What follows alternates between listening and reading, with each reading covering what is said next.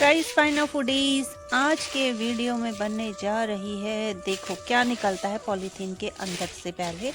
और आप में से कितने लोगों ने इस दाल को पहचाना ये ज़रूर बताइए, और कितनों ने इस दाल को खाया है ये भी ज़रूर बताइए।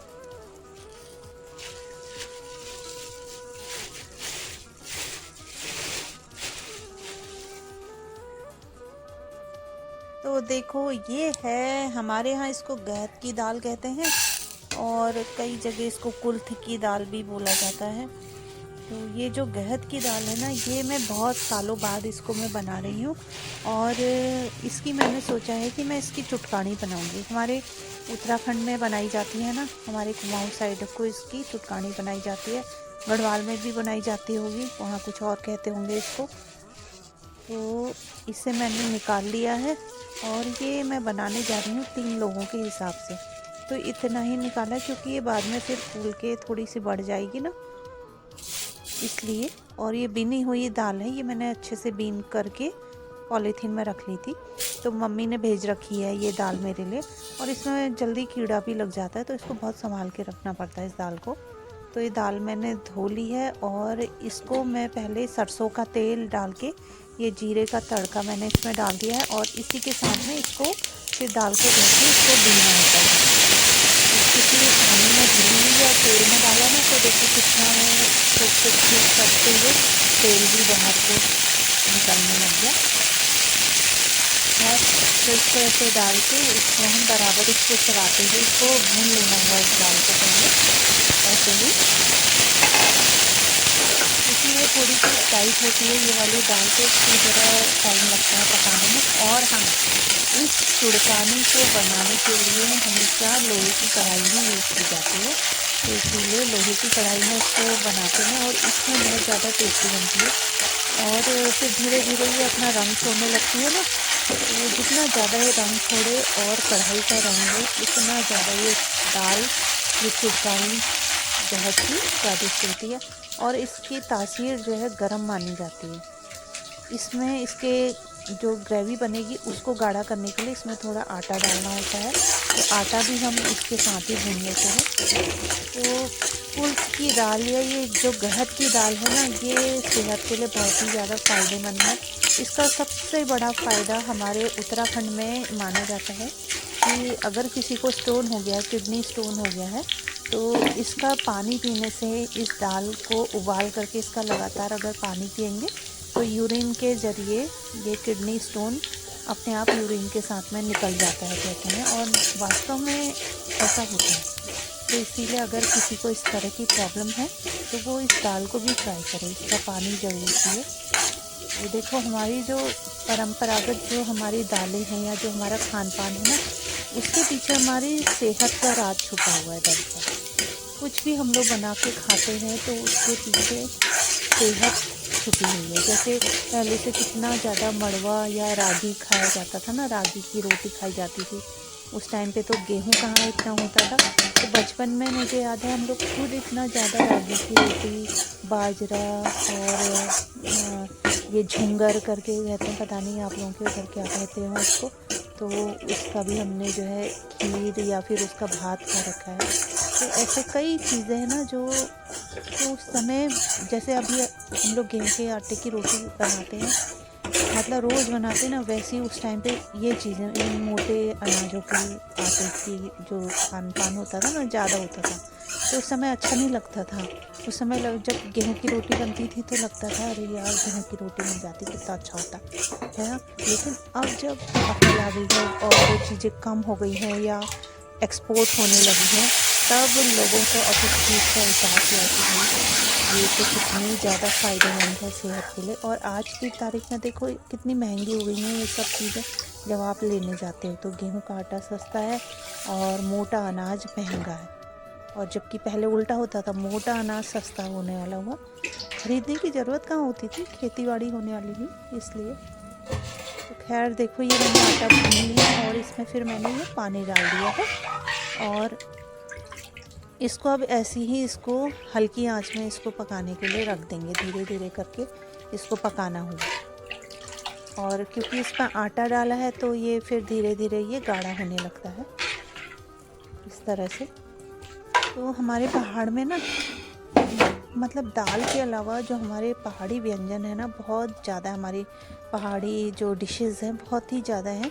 तो हमारे यहाँ अरहर की दाल की बारी कम ही आ पाती है। मतलब ये इतनी सारी चीज़ें हमारे अपनी परंपरागत जो दालें हैं वही इतनी ज़्यादा हैं, जैसे भट की चुटकानी, गहत की चुटकानी, इसके अलावा ये क्या बोलते हैं डुबके बनाए जाते हैं कितने ही तरह के, सोयाबीन के डुबके, सोयाबीन की चुटकानी और के डुबके और भट का जौला, सोयाबीन का जौला, झोली, पता नहीं क्या क्या मतलब है, रस भात, बहुत सारी बड़ी की सब्जी, मतलब बहुत सारी चीज़ें हैं, चैस कहते हैं इसे।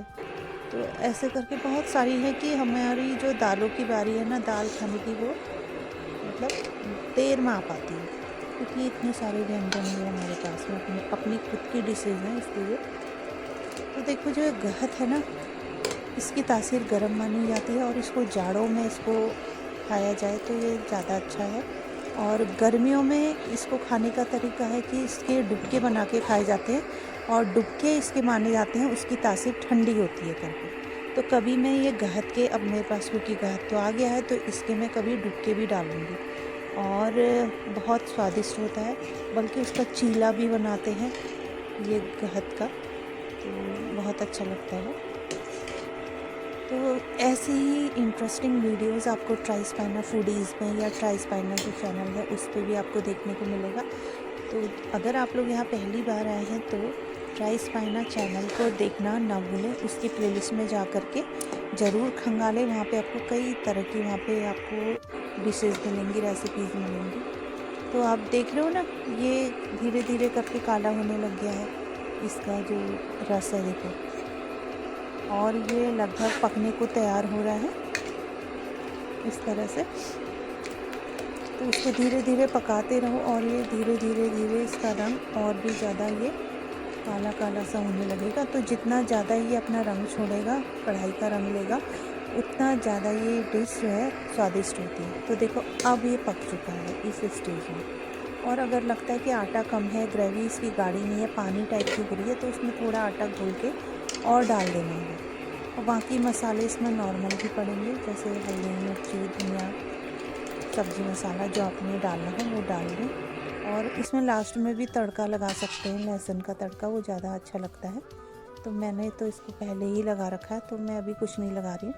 और ये पक गया नहीं पका है, इसके लिए इसको ऐसे चेक करेंगे। देखो ये काट करके देखो, ये अच्छे से नाखून से टूट जा रहा है ना, तो इसका मतलब ये पक चुका है।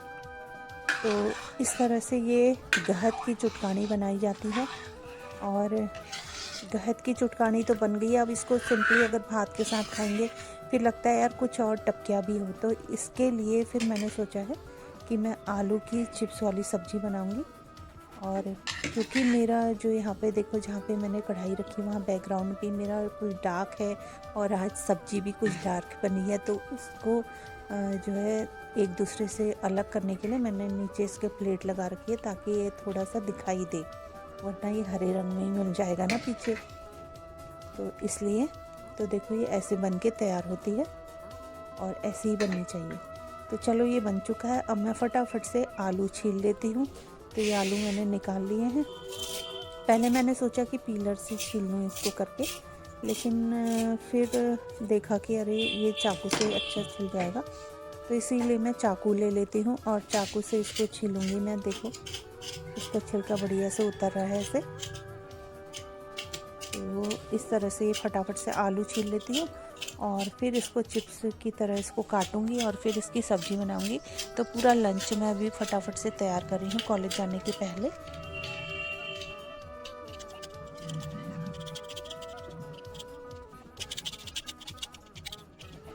तो ये आलू छिल चुके हैं। अब मैं फटाफट से इसका ये छिलके उठा लेती हूँ और इनको मैं डाल दूँगी फटाफट से अपने गमले में, जहाँ पे ये खाद का काम करेंगी। तो चलो इसे उठा लेती हूँ और इसके बाद फटाफट से आलू धो लिए जाएं और आप लोग इसी तरह बने रहिए। और अब हम बनाएंगे इसके बाद आलू की सब्ज़ी। तो ये मैंने पानी ले लिया है, इसमें मैं फटाफट से आलू धो लेती हूँ।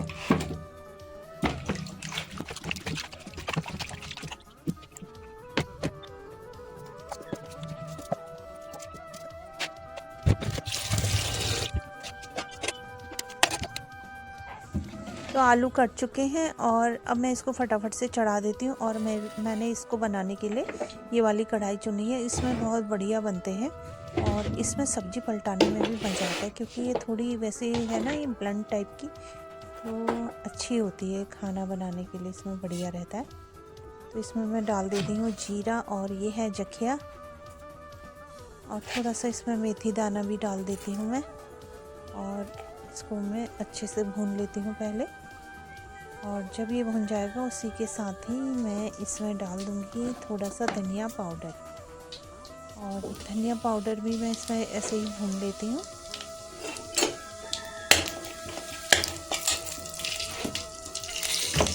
और ये भुन चुका है तो इसमें फटाफट से आलू डाल देती हूँ, वरना जल जाएगा ये।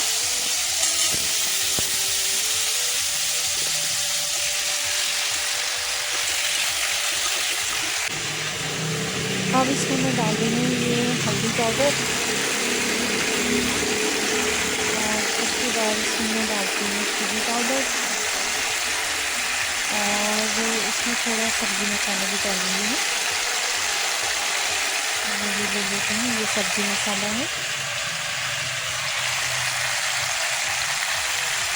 और अब इसको मिक्स कर लिया जाए। और इसके बाद में इसको वैसे ही इसको पकने के लिए छोड़ूंगी हल्की आंच में।